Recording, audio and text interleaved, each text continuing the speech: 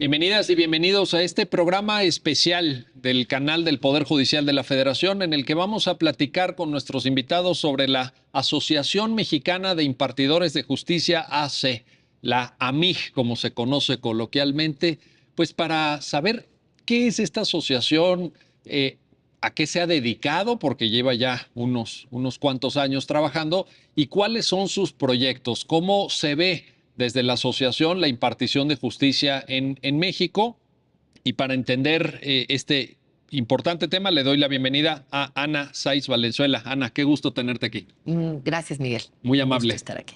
Y también a Armando Maitret Hernández, que además de ser magistrado de circuito, pues es el secretario ejecutivo. Armando, secretario ejecutivo de la MIJ. Gracias por estar aquí. Al contrario, Miguel, muchas gracias por la invitación. Gracias a Justicia TV, el canal del Poder Judicial de la Federación, por este espacio. Muy amable. Oye, Armando, empezamos contigo. A ver, ¿qué es la AMIJ? Porque a lo mejor las personas que te están viendo, que te están escuchando, dirán, oye, pues empecemos por lo más elemental. Cuéntanos, por favor. Bueno, la AMIJ es una asociación civil de los impartidores de justicia en México. ¿Qué significa esto?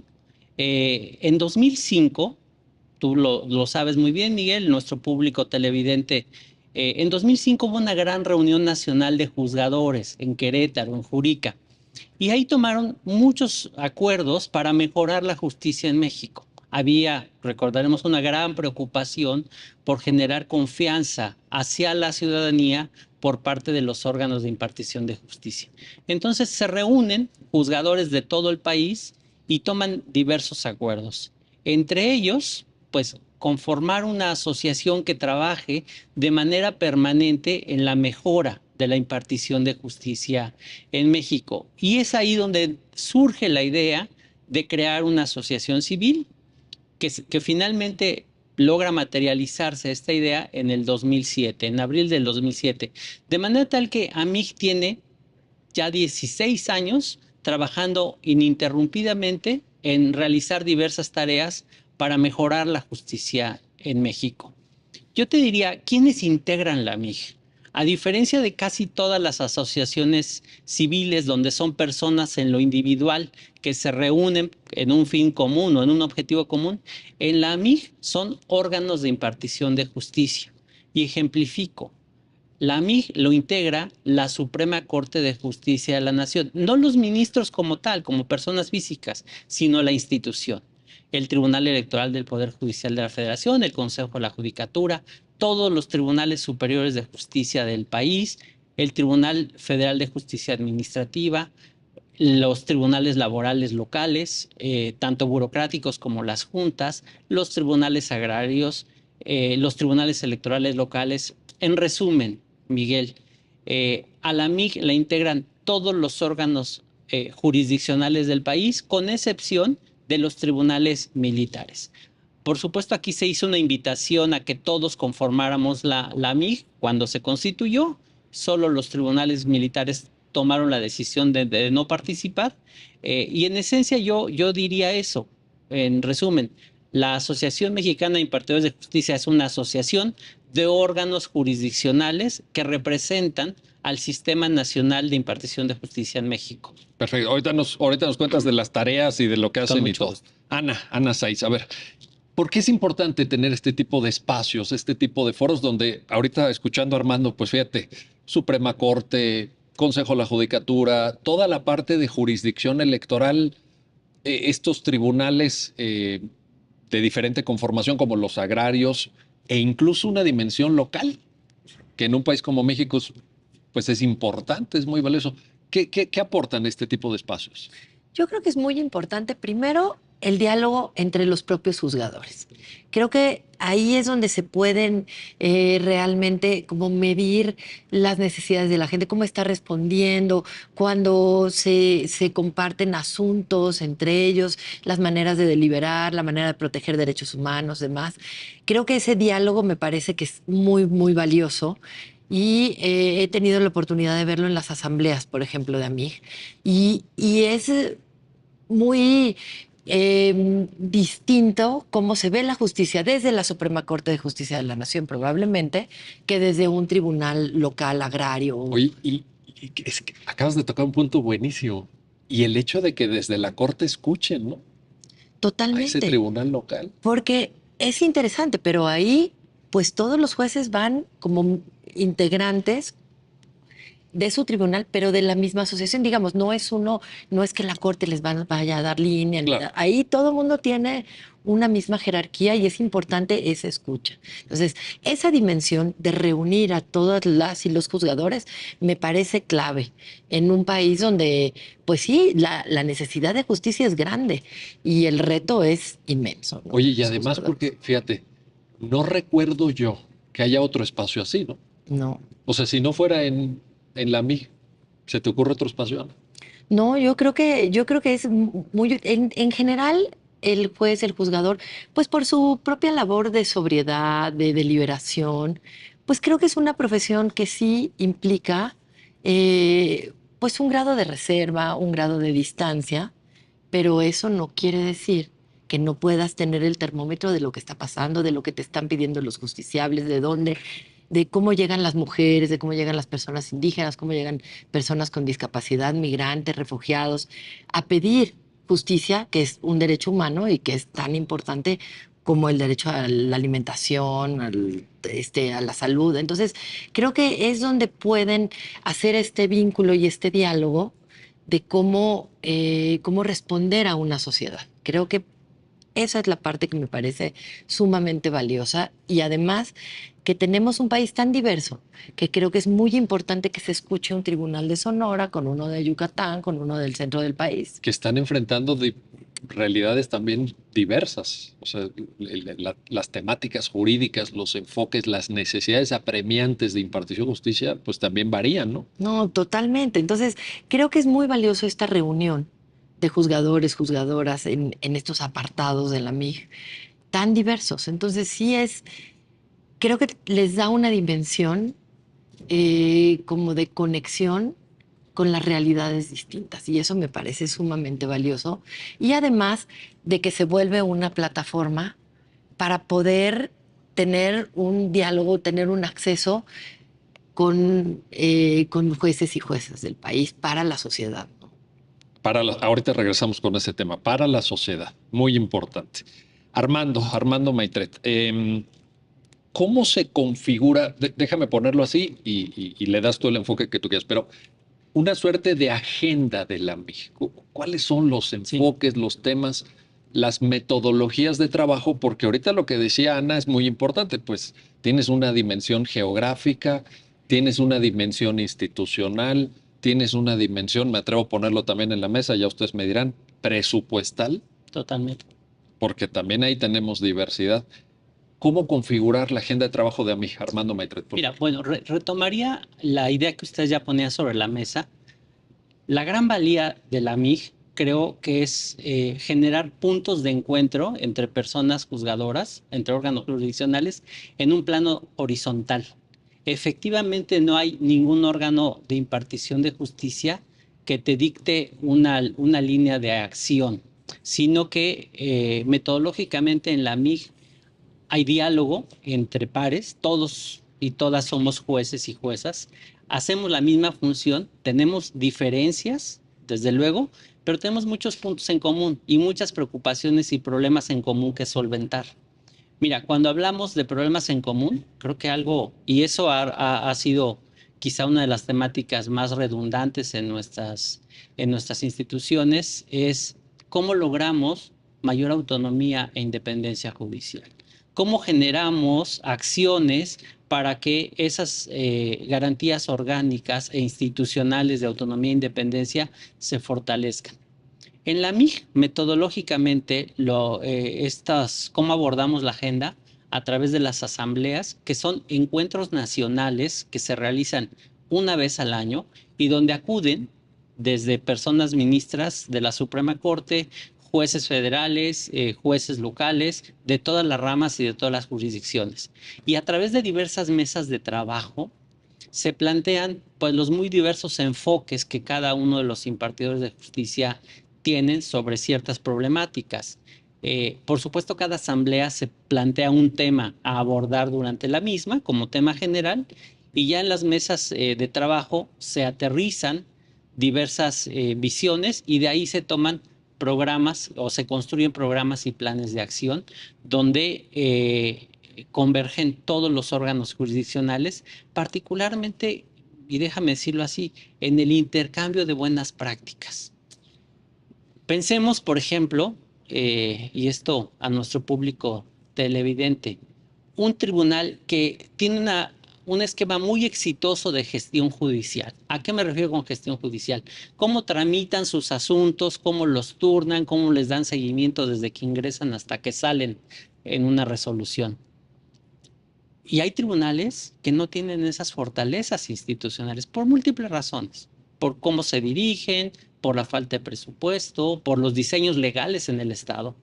Lo que hacemos en AMIG es generar que estas buenas prácticas que tienen algunos tribunales, hacemos labor de gestión para que se compartan. Y particularmente, déjame decirlo así, el Poder Judicial de la Federación ha sido un gran promotor de que las buenas prácticas diseñadas desde el Poder Judicial de la Federación se compartan con las demás instituciones. En concreto, nuestra agenda se construye a través de encuentros de juzgadores donde se discuten y se dialogan temas y preocupaciones comunes y se encuentran también soluciones comunes. No solo en la parte deliberativa, sino que trasciende a la parte de la acción en el intercambio o ceder cierto desarrollo de alguna tecnología, de algún modelo de gestión, de algún modelo archivístico o de generación de estadística. Todo eso, la MIG ha sido, insisto, un plano, un punto de encuentro. De hecho, tuvimos algún día un programa de televisión que se llamaba AMIG Punto de Encuentro, donde todas estas actividades salían a través del canal judicial y ese nombre está registrado y a mí me parece que refleja muy bien lo que es la AMIG. AMIG es un punto de encuentro entre personas juzgadoras para encontrar soluciones a problemas comunes. Bueno, pues no es poco. No es poco en un país con tantos retos. Ana, sociedad civil puede también en el seno de organizaciones de esta naturaleza, como la que ahorita Armando describía con tanta puntualidad, ser capaz de generar también diálogos hacia afuera, porque una de las críticas que se hace, ustedes lo saben, a la función de impartir justicia en México es que a veces tiene un carácter muy endogámico, ¿no? A veces, incluso hasta lingüísticamente, hasta gramaticalmente, como que, no, ustedes se entienden entre ustedes, ustedes tienen su forma de trabajar, etcétera, y luego la ciudadanía está allá afuera. ¿Se puede también? Pues sí, aquí es todo un reto para la sociedad civil organizada, porque como tú dices, hay que entrar desde con un lenguaje técnico, hay que entrar. No es fácil el hacerse escuchar por las y los juzgadores, digamos, si no es a través de una demanda técnicamente construida y demás. Y creo que a veces es importante tener este acercamiento y por eso a mí me parece que es un interlocutor muy potente, ¿no? Digamos, yo tengo la experiencia en concreto de haber participado en vincular temas de migración Tú has con estado los del otro juzgadores. lado. Exactamente. Tú tienes esa visión de sociedad civil. Exactamente. Entonces, no es sencillo y en la MIG encuentra uno un interlocutor potente para llegar a tribunal fiscal, porque ahí es a donde van a dar los fallos, digamos, de Comar o cuestiones relativas de migración. Entonces, tener esa potencia del diálogo, de poder platicar con tribunal fiscal, con jueces de amparo, digamos, en materia administrativa, o incluso ante la Suprema Corte de Justicia de la Nación, con el Consejo de la Judicatura Federal, digamos, para que a través de la Escuela Judicial podamos tener capacitaciones, acercamientos, para que se comprenda pues la compleja realidad de la movilidad humana, ¿no? Entonces, como estos ejemplos, se han aterrizado proyectos que me parecen valiosísimos, ¿no? Digamos, está ahí el premio de sentencias, que ya va Sí. por la 8ª edición. Sí. Y fue gracias a la MIG. La MIG fue uno de los socios fundadores de este premio, porque era importante llevar este tipo de reconocimiento a los y las juzgadoras que puedan proteger los derechos humanos de las personas en movilidad, que no es un reto solo en México, es un reto regional, mundial. Pero México en eso tiene un papel propio. Propio por la naturaleza geográfica de la posición del país, por el vecino del norte que tenemos que resulta un imán para muchas personas. Entonces, este acercamiento con la MIG yo creo que fue clave para lograr compartir todas estas buenas prácticas que se venían dando en órganos jurisdiccionales en toda la región.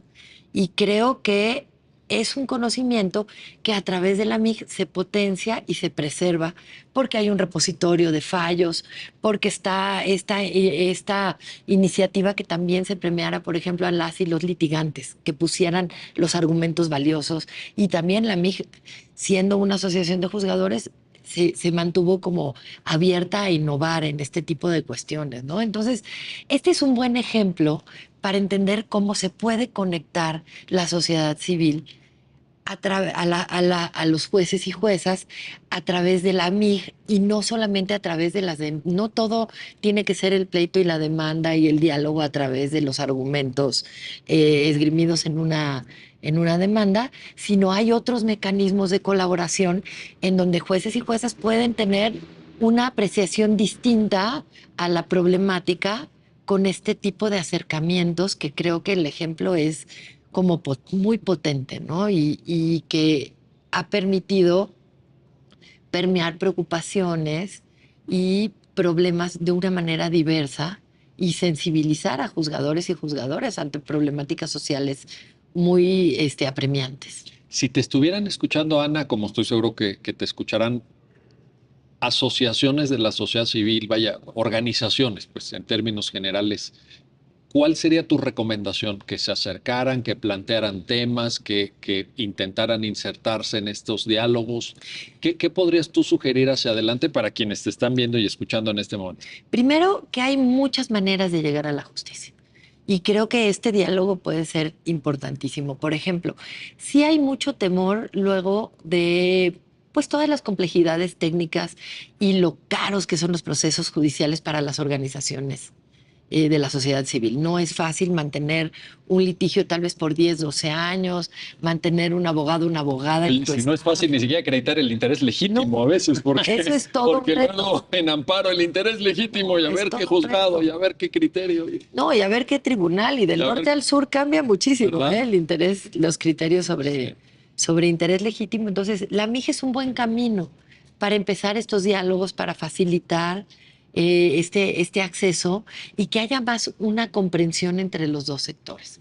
Creo que ahí eh, hay que ir borrando este alejamiento que tiene la sociedad con las y los juzgadores y qué mejor que estas, digamos, papel como lo que tú haces de acercar la divulgación de la ciencia jurídica, de la realidad de la justicia a través de los programas, o lo que hace la MIJA a través de sus asambleas, de esta disposición de escuchar las problemáticas de la sociedad civil. Imagínate, por ejemplo, yo quiero poner, digo, he hablado de migración, pero temas ambientales, por ejemplo, se tienen que acercar también a Importantísimo. través de la MIJA. Es un reto para técnico, para juzgadores, para científicos y demás, y Es es un reto para el país. totalmente. Y Imagínate. este es un buen canal para llegar a juzgadores, para llegar a impartidores de justicia de muy diversa índole. Qué buen ejemplo pusiste. Los dos, Sí. migrantes, tenemos una realidad dolorosísima y medio ambiente y seguramente hay más temas, ¿verdad, Ana? Niñez, Seguramente. indígenas, o sea, creo que Wow. Y me quedo con esta idea que dices de no todo contacto desde la sociedad civil con la impartición de justicia tiene que ser por demandas, por contestación de demandas, etcétera. Puede haber también otras formas de dialogar, de intercambiar argumentos, ideas, etcétera, ¿verdad? Es- totalmente. a veces hay que recordarlo. Armando, a ver, cuando nos decías, usabas un término que me parece extraordinariamente afortunado y que quizá valdría la pena que nos ayudes a profundizar en él. Buenas prácticas. Lo ilustrabas con el modelo de gestión judicial, Ujú. que es un modelo, pues, diría yo, como organizativo, tal vez logístico, en fin. Sí, sí.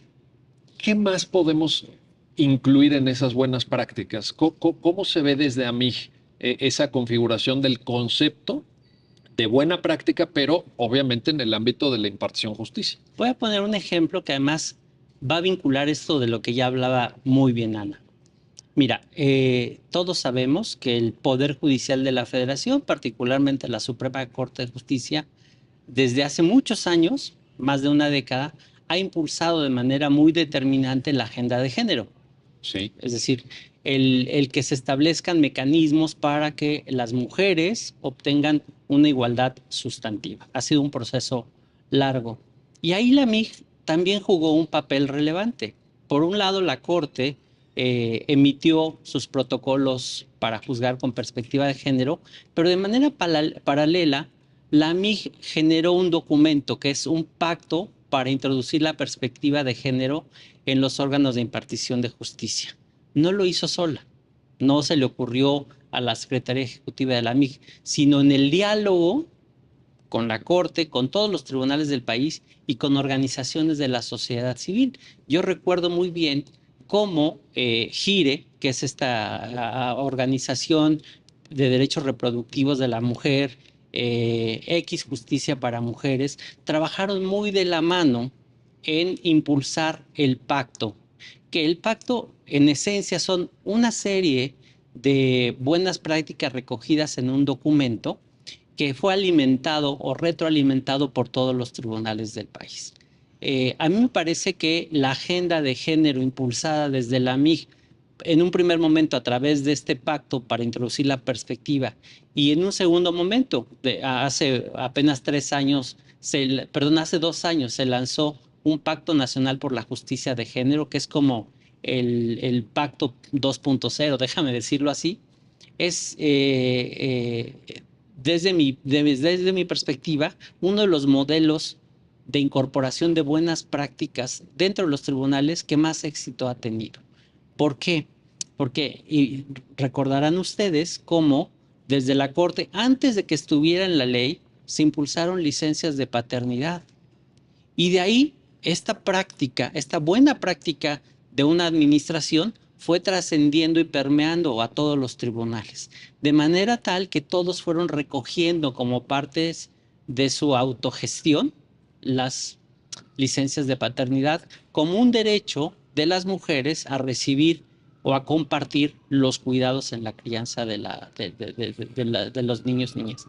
En la agenda de derechos de las niñas, niños y adolescentes, también se ha trabajado de manera muy cercana con organizaciones de la sociedad civil y se han incorporado buenas prácticas que diversos tribunales han incorporado al momento de juzgar este tipo de casos.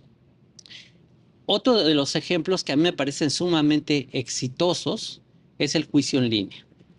El juicio en línea, que como el público sabrá, a partir de la pandemia, pues se ha ido potenciando muchísimo la utilización de las herramientas tecnológicas como un mecanismo también de acceso a la justicia.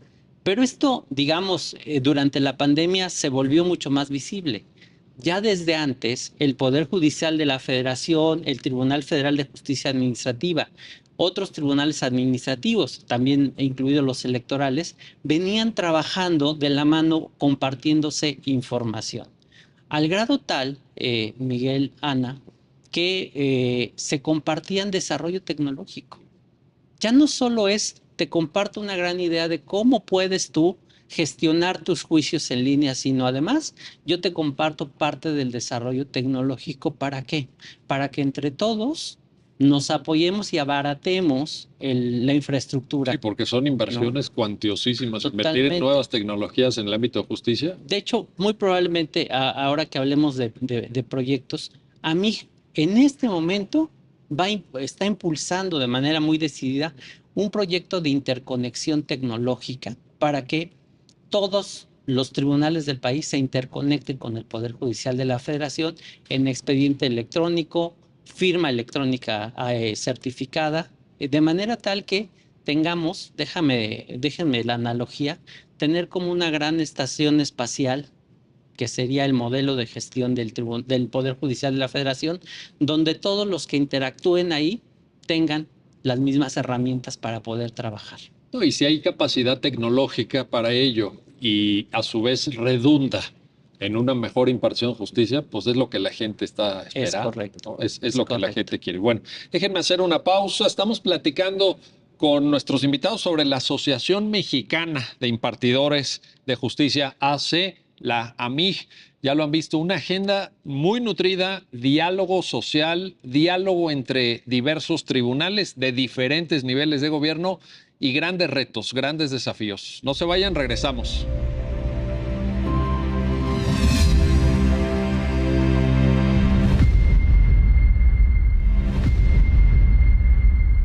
Ya estamos de vuelta, ya estamos de regreso en este programa especial del canal del Poder Judicial de la Federación. Estamos platicando con nuestros invitados, con el magistrado Armando Maitret, con la maestra Ana Sainz, sobre la Asociación Mexicana de Impartidores de Justicia. Ana, quiero regresar contigo porque Armando ponía una agenda impresionante, fíjate. Género, niñez, juicio en línea, justicia digital, con todo lo que esto involucra en términos de inversiones, de generación de capacidades institucionales, etcétera. ¿No te parece que hay en cualquiera de estos temas, el que agarremos, una gran diversidad también en México? Tú misma lo apuntabas, pero el tema del avance de la agenda de género, el protocolo, pues sí, es un protocolo, pero de la Corte. Baja esto al Tribunal de Primera Instancia de no sé dónde, la protección de niñas, niños y adolescentes, interés superior, desarrollo de capacidades tecnológicas. ¿No ves ahí una gran diversidad y muchos Méxicos o varios Méxicos, o estamos todos en el mismo vagón? No, totalmente. Hay una diversidad enorme y es un reto para la gente. Ahora, recordemos que tal vez desde el escritorio de un juez para una abogada, abogado, pues nosotros tenemos muchos asuntos, pero el asunto de la vida de una persona puede ser determinante. Es el más importante para ella. Por supuesto, que puede ser desde pues poder ver a sus hijos, el poder tener acceso a una escuela, a la comida, a un medicamento. Es una... Cobrar una pensión de alimentos. Totalmente. Entonces es un problema jurídico que nosotros podemos estar analizando en esta mesa, pues tiene a la persona en vilo en su vida. Esa es la realidad. Entonces, no podemos estar cruzados de brazos esperando que las cosas lleguen en amparo hasta la última instancia y tenemos que trabajar mucho en esta justicia de primera línea, digámoslo así, que es un poco esta intención de la MIC, acortar esas brechas, llegar a estandarizar la calidad, por ejemplo, el acceso. Y eso me parece muy valioso porque recordemos que nosotros lidiamos con los problemas de todas las personas. Y entonces, esta es una manera de ir cerrando esas brechas de desigualdad tan dolorosas en este país. Y este es parte del trabajo de la MIG, el que la justicia de calidad, digital, tecnológica, tal vez más expedita, pueda llegar a cualquier persona, en cualquier tribunal. Y eso me parece muy importante. Y en segundo lugar, es este otro tipo de diálogos. A lo mejor pues se puede buscar mecanismos de la sociedad civil como los amigos, por ejemplo. Poder acercarle argumentos al juez, argumentos técnicos, novedosos, distintos, que no sean parte necesariamente de la litis, del no estar metidos en el pleito, quiero decirlo coloquialmente, pero poder tener este mecanismo de acercar argumentos y de acercar otro tipo de realidades que se ven en el trabajo del día a día, en el trabajo de batalla. Yo creo que esa sería una buena práctica, ¿no? El hecho de que los tribunales escuchen otras voces, que se alleguen de otros argumentos, incluso en la experiencia internacional, ¿no, Ana? Totalmente. Esto es las sentencias, digamos, de movilidad que nos han marcado tendencias en Colombia, en El Salvador. Es una manera de compartirlas y de ver que la atención de una problemática social se tiene que ver de manera integral y poniendo mucha atención en las personas a las que se les dificulta mucho llegar a la justicia. ¿Por qué? Pues por la falta de recursos económicos, por el lugar donde se encuentren, por todo este tipo de situaciones. Ahora tuve la oportunidad, por ejemplo, a través del IFDP de llegar a algún ceferezo, en donde hay mucha necesidad de que las internas se quieren divorciar, por ejemplo. ¿Cómo llegan los servicios de justicia locales si no es a través de estos diálogos? Es importantísimo. O que tienen a lo mejor A ver, afuera algún asunto. déjame entender bien este punto para quienes te están escuchando. Una mujer privada de su libertad en un centro federal, Ujú. si se quiere divorciar, tiene que acudir a la justicia del fuero común. Por supuesto. Entonces necesita alguien que la represente, a lo mejor será necesario acudir a alguna audiencia o de alguna forma ser escuchada en algún momento por la autoridad que conozca el asunto. Totalmente. Y ese es este diálogo entre estos apartados de la justicia que pueden darle a la gente este acceso integral Oye, pero a la lo que justicia. mencionas es básico, ¿no? Es básico y tienen asuntos, bueno, la gente está privada de su libertad y no tiene, a lo mejor tiene limitados sus derechos políticos o su libertad personal, pero tiene derecho a poder heredar si afuera hay un juicio sucesorio, No, tiene y a derecho a que la divorciarse, oficina ¿no? y a Es que el ejemplo divorciarse. que pusiste me parece Por buenísimo. supuesto. O sea, la justicia es algo necesario para vivir y ese es el tipo de esfuerzo que se trata de hacer a través de la MIG y tratan de hacer esta conciencia de que se tiene que trabajar de manera coordinada, interrelacionada, para poder atender la complejidad de la dimensión de la vida de una persona, sea niño, adulto, sea mujer, Sin duda. A ver, y en la misma lógica, Armando, de esta pluralidad a la que se refiere Ana, te tengo que preguntar, perdón, pero el tema presupuestario, porque aquí también son pesos y centavos. A ver, Sí. ¿vamos a invertir? ¿Vamos a mejorar la calidad de la impartición de justicia? Pues se requiere. ¿Y no observas tú desde tu experiencia en AMIG que también aquí tenemos un México de varias velocidades? Y muy dispar. Mira, el tema de la percepción sobre la justicia, que es importante, se ha ido moviendo sin duda. Y hoy las últimas mediciones de INEGI marcan que hay más confianza en general de la ciudadanía hacia sus jueces. Pero esto ha sido un trabajo pues muy arduo para lograr estos avances, porque efectivamente lo que haga un juez de primera instancia impacta a todo el modelo. Aquí la percepción buena o mala sobre la justicia no cruza, porque la gente no sabe y no tiene por qué saberlo, sí, que si sí. es la corte o si es el poder judicial o si es un juez de primera instancia en el estado que tú quieras, ¿no? O el pleno regional que tiene el criterio no sé qué, o Total. el colegiado de apelación, no. Aquí es el tipo de servicio que como persona juzgadora brindas a la ciudadanía en la solución inmediata, pronta de sus problemas. Entonces, y eso cruza, déjame decirlo, Miguel, Ana, también por estrategias donde tienes que capacitar a los impartidores de justicia.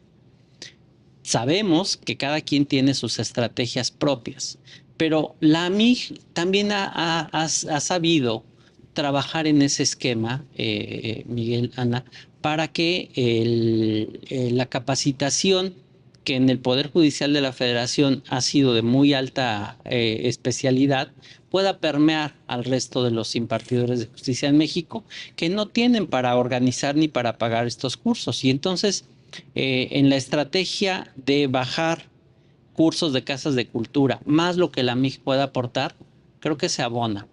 Ahora, particularmente en lo que me decías, ¿cómo financiamos este tipo de proyectos?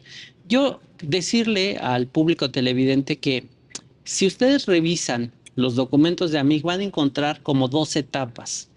Se crea la asociación, ya lo decíamos hace rato, en el 2007 como consecuencia de aquella declaración de Jurica. Recordemos también que paralelamente a esa declaración se constituyó un fideicomiso, es decir, dinero público que se iba a destinar a fortalecer a los órganos de impartición de justicia. Y la MIG trabajó entre 2007 y 2012 como un gran gestor de esos recursos. ¿A qué me refiero? Había proyectos, necesidades para construir archivos, para construir modelos de gobierno judicial, diagnósticos de cómo aterrizar cierta tipo problemática en materia penal, en materia civil, y entonces la AMI gestionaba que desde el fideicomiso se bajaran recursos públicos para que algún tribunal del país pudiera llevar a cabo esas actividades. Entonces, digamos que la MIG también sirvió como un gestor de recursos públicos para que ciertos tribunales pudieran desarrollar ciertas actividades. Oye, que me imagino que las necesidades han de haber sido... Y muy diversas, Miguel, como lo apuntabas hace rato. Imagínate que, por ejemplo, para el Tribunal Federal de Justicia Fiscal y Administrativa, una de sus necesidades, y se bajaron recursos, fue construir su juicio en línea. Un juicio que construyó, que trató de, más bien, que costó más de 200 millones de pesos en el desarrollo de la infraestructura. Pero hay otros tribunales, perdón, pero simplemente les obligas a un nuevo modelo de justicia penal y cómo construyes salas de oralidad, cómo capacitas al personal. Pero fíjate la distancia Totalmente. entre un modelo de gestión de casos en línea, lo pongo así en términos muy generales, pero digamos complementariamente con un modelo que lo que necesita es infraestructura física. Claro. Necesita un edificio Claro. en el cual haya salas de audiencia, que esas salas de audiencia, bueno, pues tengan la dignidad propia de la impartición justicia. Pero fíjate varios Méxicos. Incluso, piénsalo, es como invertirle a un hospital. O sea, es tan importante como tener esta inversión porque es un servicio básico que requiere la sociedad. Entonces, lo tenemos que ver como este tipo de inversiones, como es una obra para tener agua potable, como es una obra para tener una escuela. Así debe ser de final, importante la inversión. Invertir en justicia es invertir en calidad de vida, ¿no?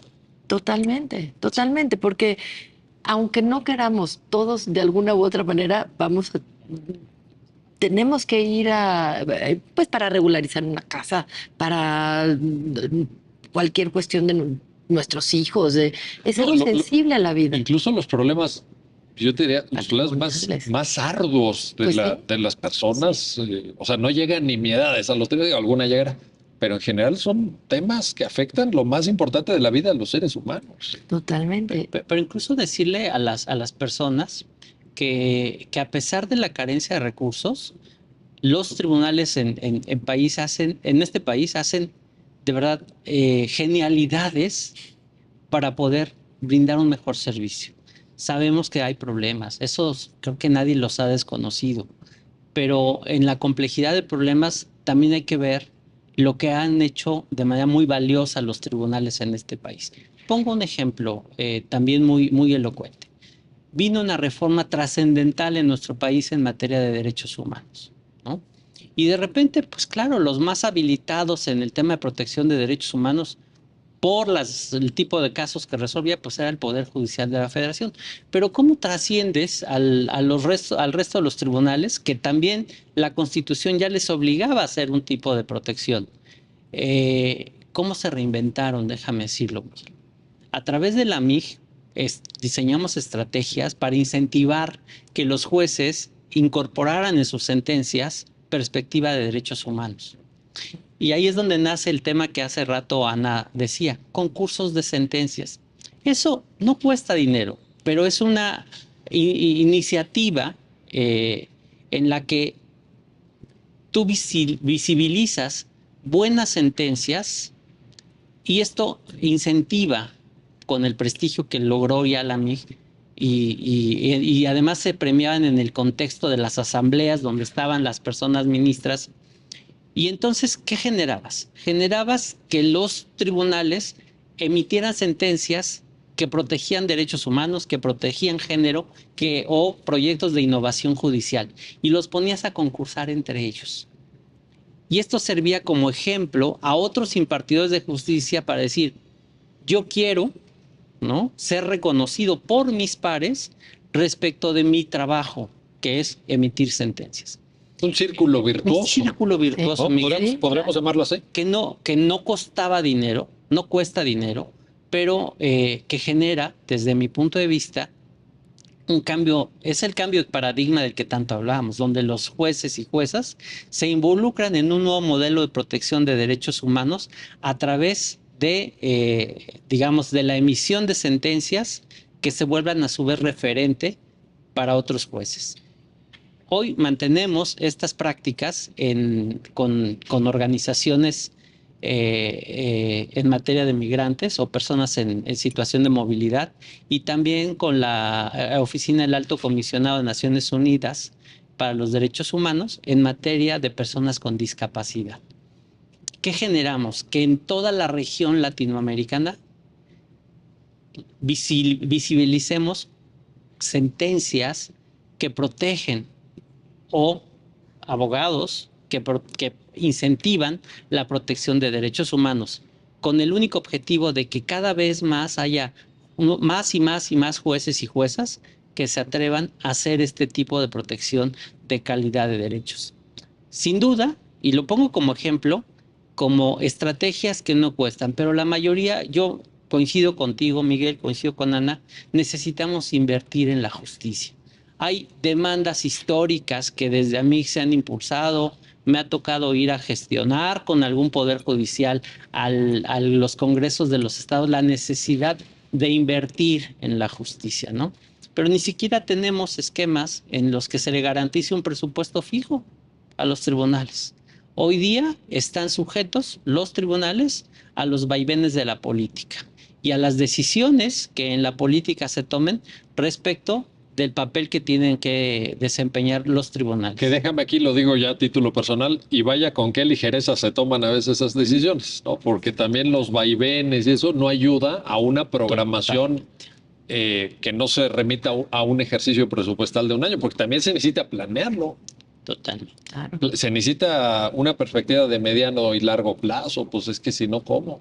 No, yo estoy de acuerdo contigo. Es un tema, creo que de los de mayor preocupación hoy día, porque a través de los presupuestos que aprueban los diversos congresos en los estados o el Congreso Federal es donde encuentran la vía para vulnerar, entre muchas otras estrategias, la autonomía e independencia judicial, ¿no? Lo cual es muy preocupante, Es muy por cierto, y preocupante. tenemos marco interamericano aplicable Totalmente. ahí. Ahora, Ana, esto que decía Armando me parece extraordinariamente importante. A ver, visibilizar.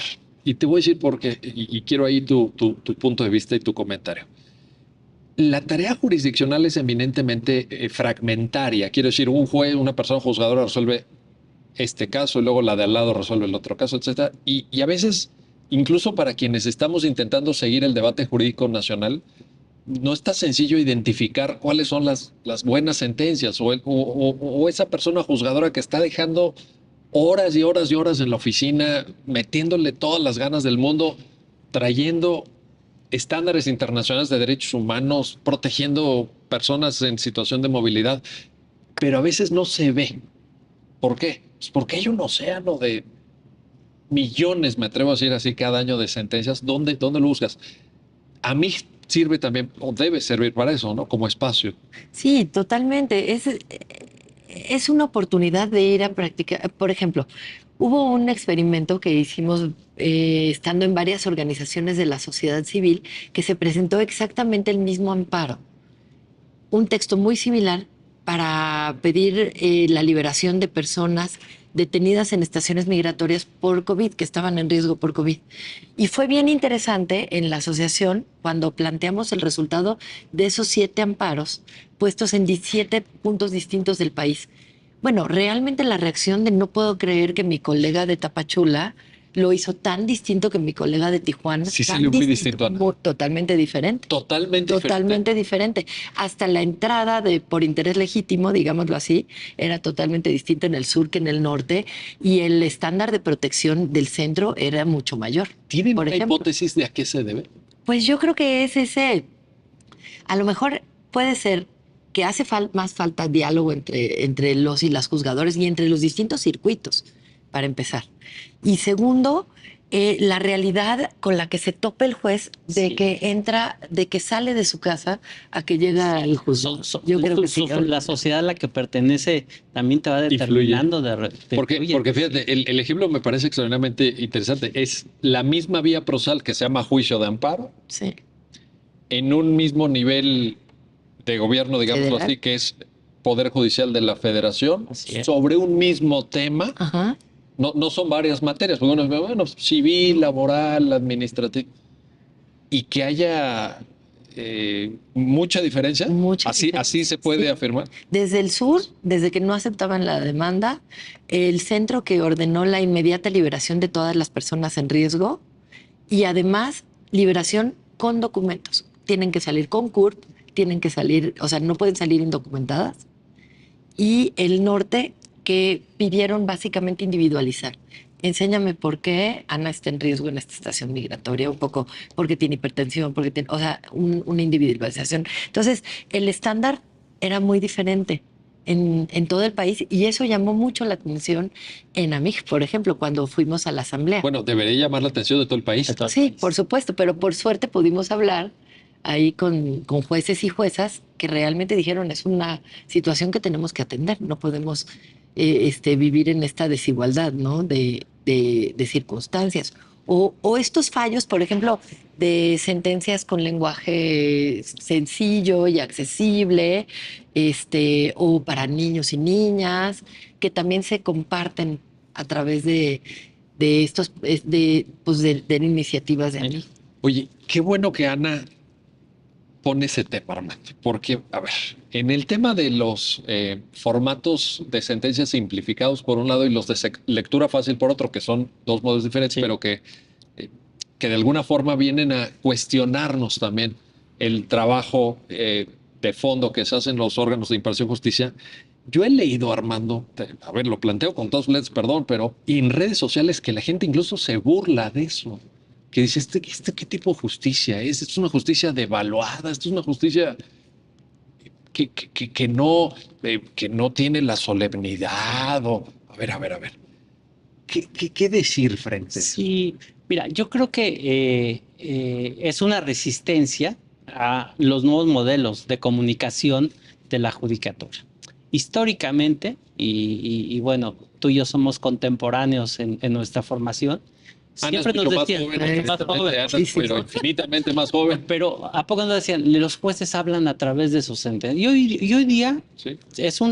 digamos, es una premisa muy arraigada, pero creo que los tiempos han cambiado. Hoy la judicatura se comunica no solo a través de la sentencia. Existe una gran necesidad de comunicar de manera fácil lo que se está resolviendo. Es un mecanismo de generación de confianza. Déjame Oye, decirlo así. qué bueno que lo puse, porque es lo que te voy a decir. No quiere decir esto que se prescinda del rigor argumentativo ni nada, pero sí es un esfuerzo de En lo absoluto. comuniquemos bien, Claro. que se nos entienda. Es correcto. Y yo he visto esas críticas en redes sociales y muchas veces viene del gremio.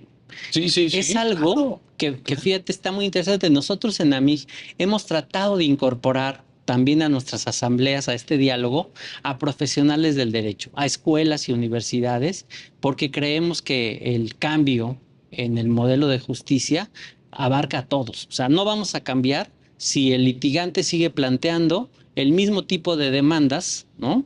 Con poca claridad, con poca estrategia, con cientos de páginas que no te llevan a nada, Con una miles de deficiencia transcripciones. brutal. Entonces, También hay que decirlo, hay que decirlo. yo creo que la justicia en México en general está haciendo un gran esfuerzo para comunicar mejor, con sentencias mucho más breves, metodológicamente mejor estructuradas.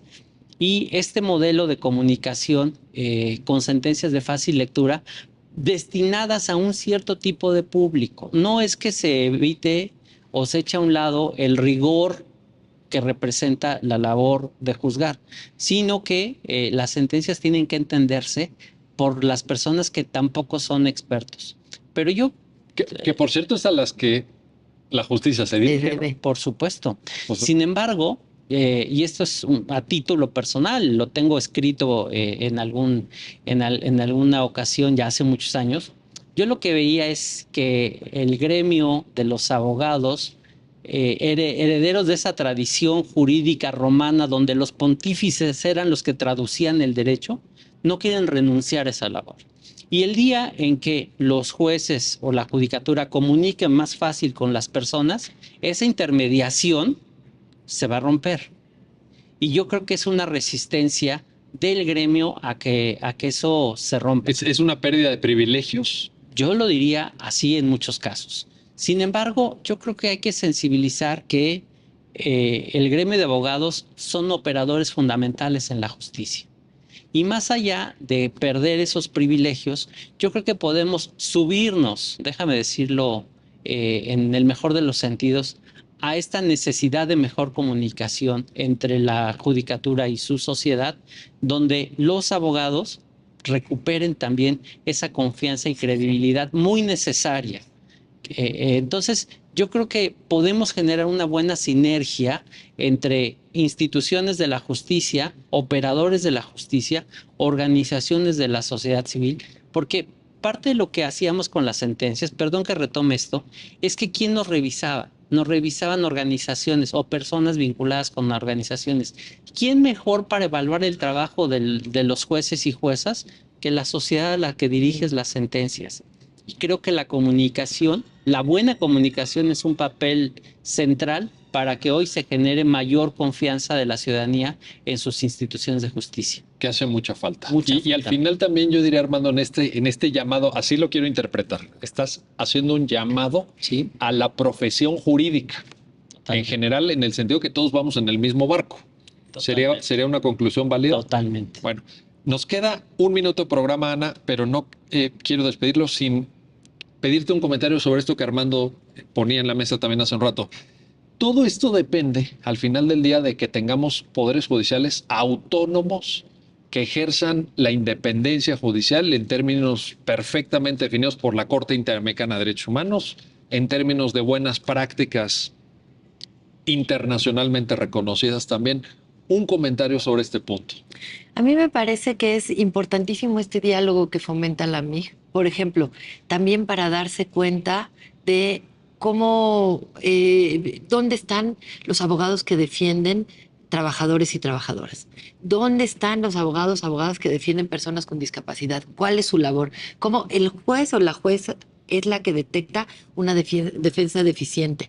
El que puede tener ese contacto directo con el justiciable y el poner una pauta también a la exigencia del gremio, que me parece importantísimo, que nos debemos a las personas que nos depositan la confianza. Dices al gremio Como abogados y abogados. jurídico general. Al gremio jurídico. Ahora sí porque que ahí donde lo nos detectan, toque. donde nos toque, pero ahí es bien importante este diálogo y este estándar que puedan fijar los jueces y juezas para decir, esta persona no está siendo defendida correctamente. Esta persona, y que lo compartan como esta manera de resolver esa necesidad social de justicia. Entonces, me parece importantísima la labor que ha hecho Armando y la MIG desde, pues, con todo este esfuerzo tan importante de víctimas. Y que sin duda presentará retos futuros sobre los cuales ya tendremos oportunidad de platicar. Armando Maitreta, Ana Sainz, gracias.